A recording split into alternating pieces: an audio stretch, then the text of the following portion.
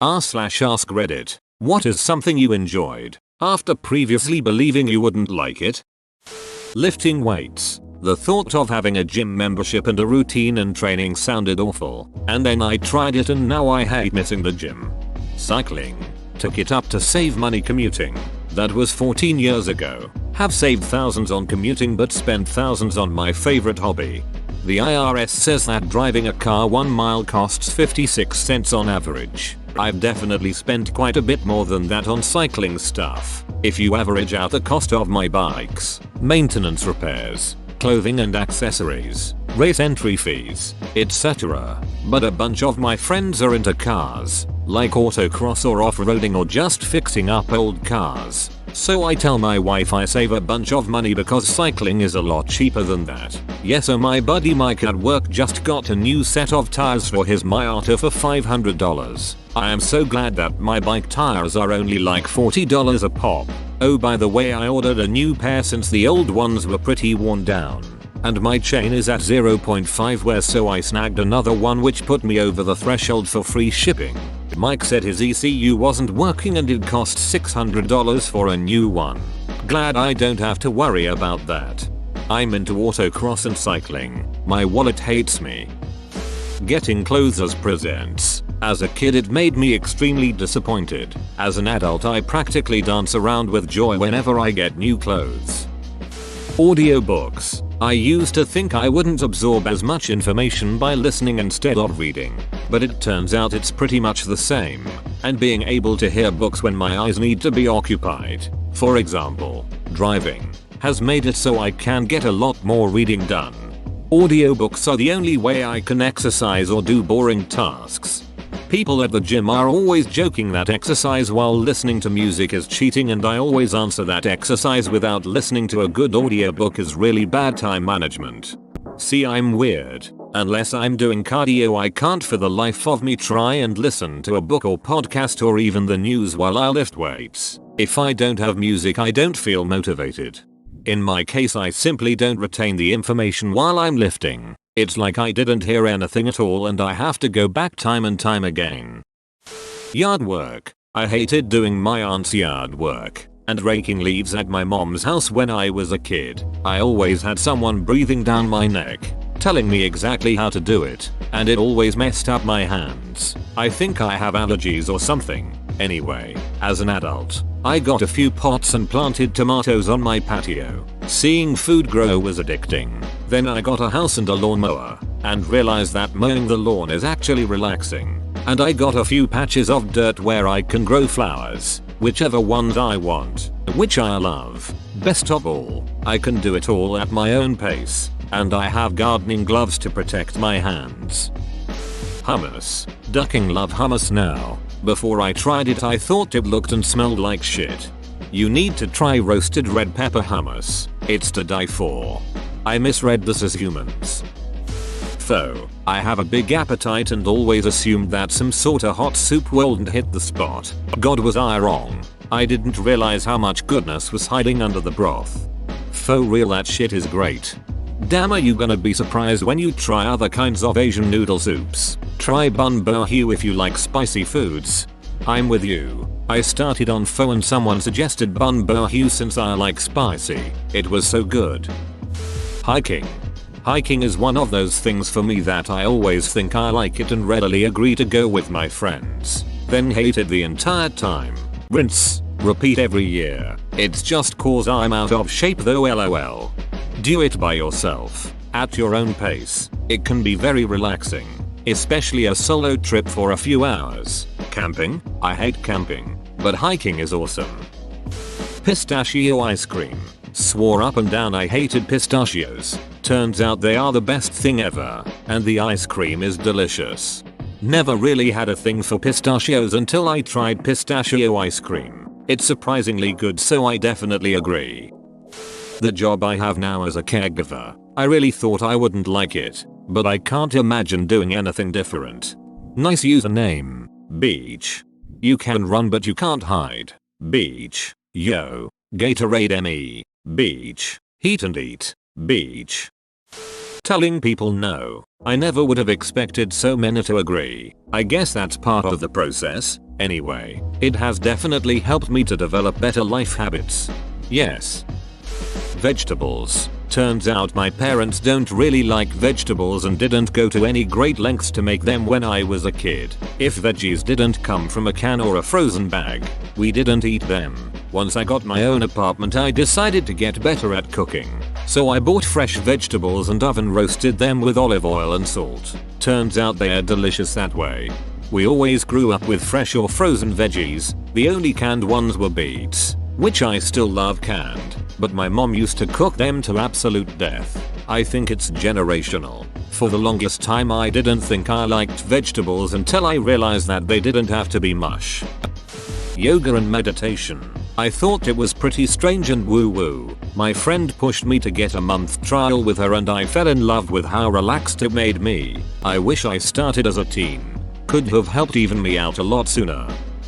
I remember when Left 4 Dead came out, and a buddy brought it over. We were in a Halo 3 or Smash Bros Brawl hype phase, so I was like, that game looks dumb.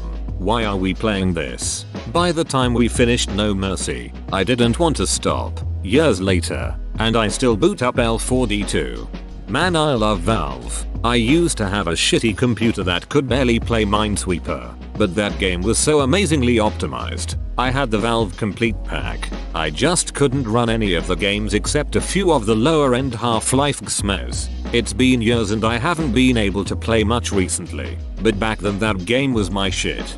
That's one of the great things about the Source engine. It sure isn't perfect, but it can run on a potato. Poutine. Gravy and cheese curds on french fries just sounded disgusting to me, but my wife ordered some at a bar and practically force-fed me a bite, and it was amazing. There is a poutinery near my house. Anything you can imagine they will mix in with your base gravy plus curds plus poutine sauce and fries. I still love the classic, but having one with really nice steak strips and mushrooms mixed in is pretty cooler. The term poutinery just made me crack up. I've never heard this before today, and I'm from Quebec, land of poutine. I'm calling these fine establishments this from now on. Makes it sound so fancy. It's potatoes and gravy. How could you think that goes wrong? I don't know. I think maybe it's the word curds, just not an appetizing word. A Reuben sandwich.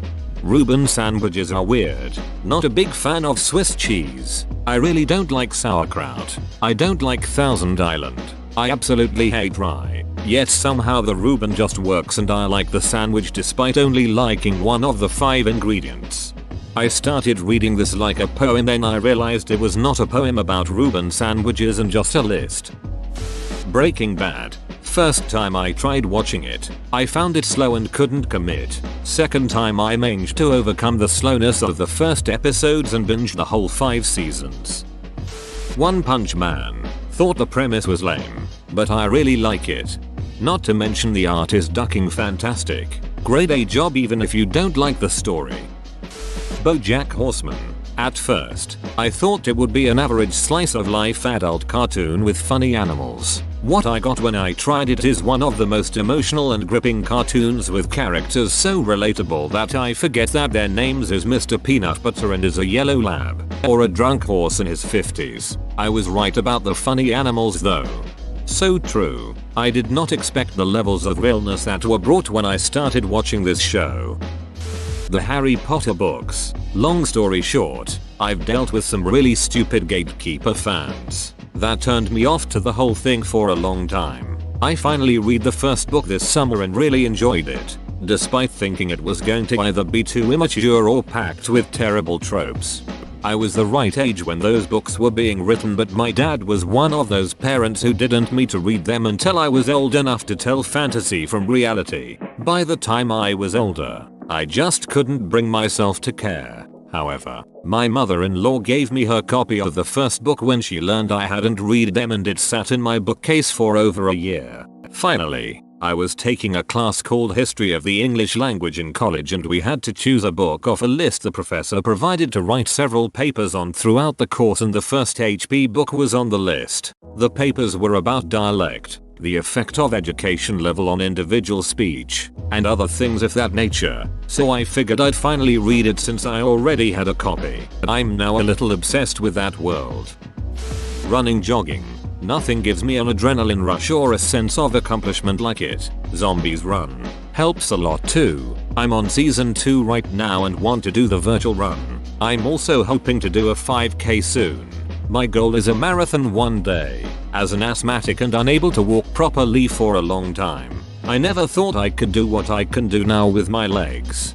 I hate running. I've tried it and it's just awful. I get shin splints. My IT band hurts. Blah blah blah. But this time, when I went to buy shoes, I told the lady about the shin splints and she said, they happen because of bad form. Take smaller strides. Stay over your feet. Lean forward from the ankles. And aim for a mid-foot strike. I've gotten to running almost 2 miles at a shot. And then walk for another 2 miles. I'm starting to actually enjoy it. I'm going to try for a 5k in a couple months. Rick and Morty. I refused to watch it up until recently because of the cringy fan base, but I was pleasantly delighted. Yay, this was me too. I was bored with everything I was watching and usually don't like animation type shows. Plus the stereotypical fan stuff and memes you see on Reddit. But gave it a go. I watched all 3 seasons in under a couple weeks. One of my favorite shows now. Playing Magic the Gathering. I'd like to think that most stereotypical nerd games are really fun if you give them a chance. Let the financial downward spiral begin.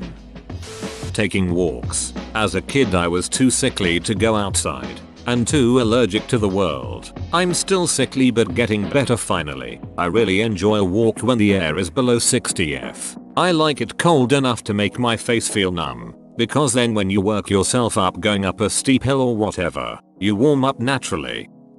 Coffee. As a child I tried and hated it. At the age of 16 I had an urge to try it again. And I love it. Never stopped drinking it since.